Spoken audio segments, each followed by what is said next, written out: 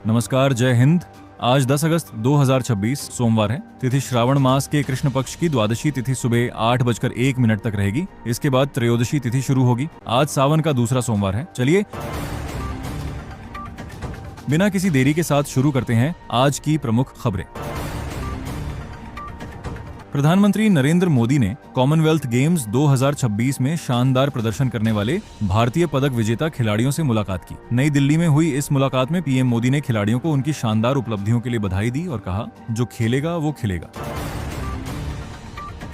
संसद का मानसून सत्र अब आखिरी दौर में पहुंच गया है। सरकार और विपक्ष के बीच कई मुद्दों पर टकराव जारी है, चाहे वो FCRA संशोधन बिल को लेकर हो या महिला आरक्षण और परिसीमन को लेकर। NCPSP सांसद सोमवार को प्रधानमंत्री नरेंद्र मोदी से मुलाकात करेंगे। वहीं शिरोमणि अकाली दल ने केंद्र की परिसीमन पहल का समर्थन किया है और तमिलनाडु में परिसीमन को लेकर राजनीतिक बयानबाजी तेज हो गई है और DMK ने TVK की बैठक के तरीके पर सवाल उठाए हैं। आइए जानते हैं राजस्थान की प्रमुख खबरें। जयपुर में मुख्यमंत्री भजनलाल शर्मा ने कॉमनवेल्थ गेम्स 2026 में पदक जीतने वाले राजस्थान के खिलाड़ियों को सम्मानित किया। अरुंधति चौधरी, यशवीर सिंह समेत कई खिलाड़ियों को सम्मान मिला। चित्तौड़गढ़ में केंद्रीय नारकोटिक्स ब्यूरो की कार्रवाई में 22,000 ट्रामाडोल टैबलेट और अफीम मिश्रित गोलियां बरामद की गईं। मामले में 4 लोगों को गिरफ्तार किया गया है।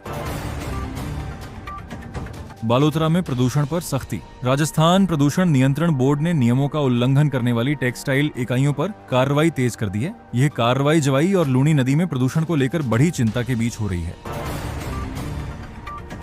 बूंदी से बड़ी खबर। जनाना अस्पताल में प्रसूता की मौत के बाद हंगामा हुआ। परिजनों और पुलिस के बीच भी नोकझोंक की खबर सामने आई। मामले को लेकर अस्पताल प्रशासन पर सवाल उठ रहे हैं। उत्तर प्रदेश की प्रमुख खबरें। यूपी के कई जिलों में 10 अगस्त को बारिश, गरज चमक और तेज हवाओं का अनुमान है। 14 जिलों में भारी बारिश का येलो अलर्ट जारी किया गया है। बीजेपी ने आगामी चुनावी तैयारियों के बीच प्रदेश के अलग अलग क्षेत्रों और मोर्चों के प्रभारियों की घोषणा की है। करीब 60% नए चेहरों को जिम्मेदारी दी गई है। यूपी में विधानसभा चुनाव से पहले राजनीतिक गतिविधियां तेज हो गई हैं। मुकेश सहनी की VIP ने निषाद आरक्षण के मुद्दे पर लखीमपुर खीरी में शक्ति प्रदर्शन किया।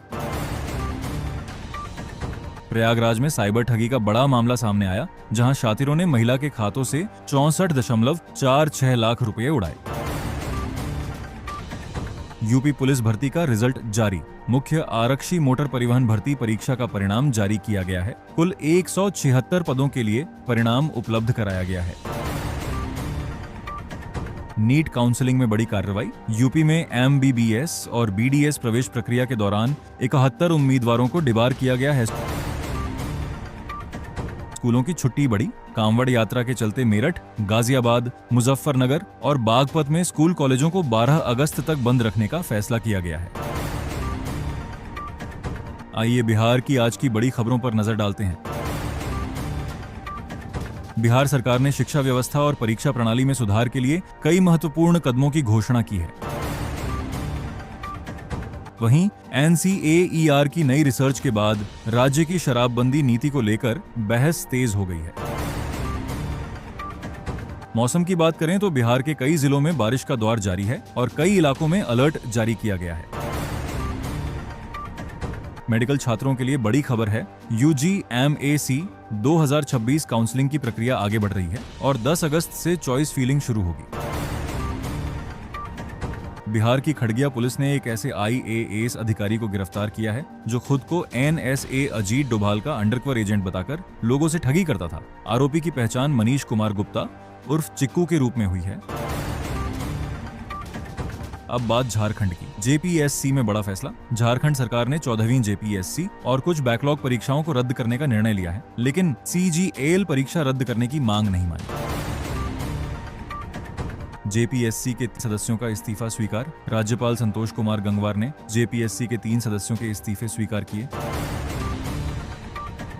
धनबाद में भूधंसान। छाताबाद इलाके में जमीन धंसने से कई घर मलबे में तब्दील हुए और लोग प्रभावित हुए। पॉलिटेक्निक रिजल्ट जारी। Jharkhand polytechnic entrance competitive examination 2026 का रिजल्ट जारी हो चुका है और काउंसलिंग प्रक्रिया शुरू है। पश्चिम बंगाल की प्रमुख खबरें। सालबोनी जमीन घोटाला मामले में अभिषेक बनर्जी के करीबी यार राजीव लगातार दूसरे दिन सीआईडी के सामने पेश हुए। मामले में जांच जारी है। पश्चिम बंगाल विधानसभा की आधिकारिक वेबसाइट पर भगवान श्री कृष्ण की तस्वीर को लेकर राजनीतिक विवाद तेज हो गया है। सत्ता और विपक्ष के बीच बयानबाजी जारी है। राज्य में हर घर तिरंगा अभियान को लेकर तैयारियां तेज हैं। सरकार ने 9 से 17 अगस्त तक विभिन्न कार्यक्रम आयोजित करने के निर्देश दिए हैं।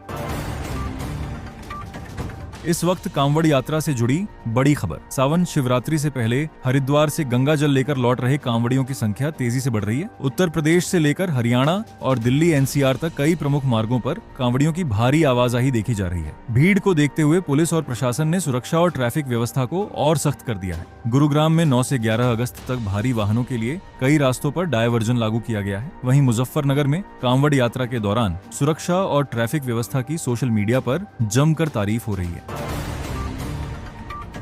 आज की खेल दुनिया की प्रमुख खबरें। सबसे बड़ी खबर क्रिकेट से। श्रीलंका दौरे से पहले टीम इंडिया ने अभ्यास मैच में श्रीलंका क्रिकेट 11 को 6 विकेट से हरा दिया। भारत के लिए देवदत्त पडिक्कल ने शानदार शतक जड़कर नंबर 3 के लिए अपना दावा मजबूत किया। वहीं टीम इंडिया को बड़ा झटका लगा है। साई सुदर्शन चोट के कारण श्रीलंका के खिलाफ 2 टेस्ट मैचों की सीरीज से बाहर हो गए हैं और उनकी जगह सरफराज खान को टीम में शामिल किया गया है। उधर बैडमिंटन वर्ल्ड चैंपियनशिप के लिए भी भारत तैयार है। नई दिल्ली में 17 से 23 अगस्त तक दुनिया के शीर्ष खिलाड़ी खिताब के लिए भिड़ेंगे। पंजाब में आईपीएल की तर्ज पर नई T20 लीग की तैयारी चल रही है, जिसमें 450 से ज्यादा खिलाड़ी नीलामी में शामिल हो सकते हैं। FIH हॉकी वर्ल्ड कप 2026 का रोमांच अब शुरू होने वाला है। टूर्नामेंट 14 अगस्त से शुरू होगा और भारत की नजरें खिताब पर हैं। भारतीय पुरुष टीम का पहला मुकाबला 15 अगस्त को होगा। विदेश जगत की आज की बड़ी खबरें। पहली बड़ी खबर इजरायल गाजा से। इजरायली प्रधानमंत्री बेंजामिन नेतन्याहू ने अमेरिकी राष्ट्रपति डोनाल्ड ट्रंप के 15 सूत्रीय गाजा प्लान को खारिज कर दिया है। नेतन्याहू का कहना है कि हमास के पूरी तरह हथियार डालने तक इजरायली सेना गाजा से पीछे नहीं हटेगी। रूस यूक्रेन युद्ध में भी तनाव बढ़ा है। दोनों पक्षों के बीच रात भर हुए हमलों में कई लोगों की मौत और बड़ी संख्या में लोगों के घायल होने की खबर है। चीन से बड़ी खबर। टाइफून डॉल्फिन के चीन के पूर्वी तट की ओर बढ़ने से बड़ी संख्या में उड़ानें रद्द की गई हैं और प्रशासन अलर्ट पर है। दक्षिण चीन सागर में भी तनाव। अमेरिका ने स्कारबोरो शोल को लेकर चीन की हालिया गतिविधियों को क्षेत्र के लिए अस्थिर करने वाला बताया है। अंतरिक्ष जगत से इस वक्त की बड़ी खबरें। भारत के स्पेस सेक्टर में बड़ा बदलाव। तमिलनाडु के कुलशेखरपट्टिनम में बन रहे करीब 986 करोड़ रुपए के स्मॉल सैटेलाइट लॉन्च कॉम्प्लेक्स के संचालन को निजी क्षेत्र को सौंपने की प्रक्रिया शुरू हो गई है। इससे भारत में प्राइवेट कंपनियों के लिए सैटेलाइट लॉन्चिंग के नए अवसर खुल सकते हैं। नासा ने GEOSOX नाम के नए एक्सरे पोलरीमेट्री मिशन को 2030 में लॉन्च के लिए चुना है। इसका उद्देश्य ब्रह्मांड की एक्सरे घटनाओं को और बेहतर तरीके से समझना है। शेयर बाजार की ताजा स्थिति। रुपये में मजबूती। हालिया कारोबारी सप्ताह में भारतीय रुपया डॉलर के मुकाबले 18 पैसे मजबूत होकर 95 रुपये 21 पैसे प्रति डॉलर पर बंद हुआ। IPO बाजार में हलचल। इस सप्ताह मिल्की मिस्ट और धूत ट्रांसमिशन समेत कई कंपनियां IPO बाजार में दस्तक देने की तैयारी में हैं। आज की सिनेमा से जुड़ी कुछ बड़ी खबरें। साउथ सुपरस्टार सूर्या की upcoming film Vishwanath and sons का ट्रेलर रिलीज हो चुका है। एक्ट्रेस नयनतारा और कविन स्टारर की फिल्म हाई की रिलीज डेट में बदलाव किया गया है। नई रिलीज डेट को लेकर फैंस की नजरें अब फिल्म पर टिकी हैं। तेलुगु फिल्म पल्ला बुरुसु का ट्रेलर सुपरस्टार नागार्जुन ने लॉन्च किया। ट्रेलर रिलीज के बाद फिल्म को लेकर दर्शकों की उत्सुकता और बढ़ गई है।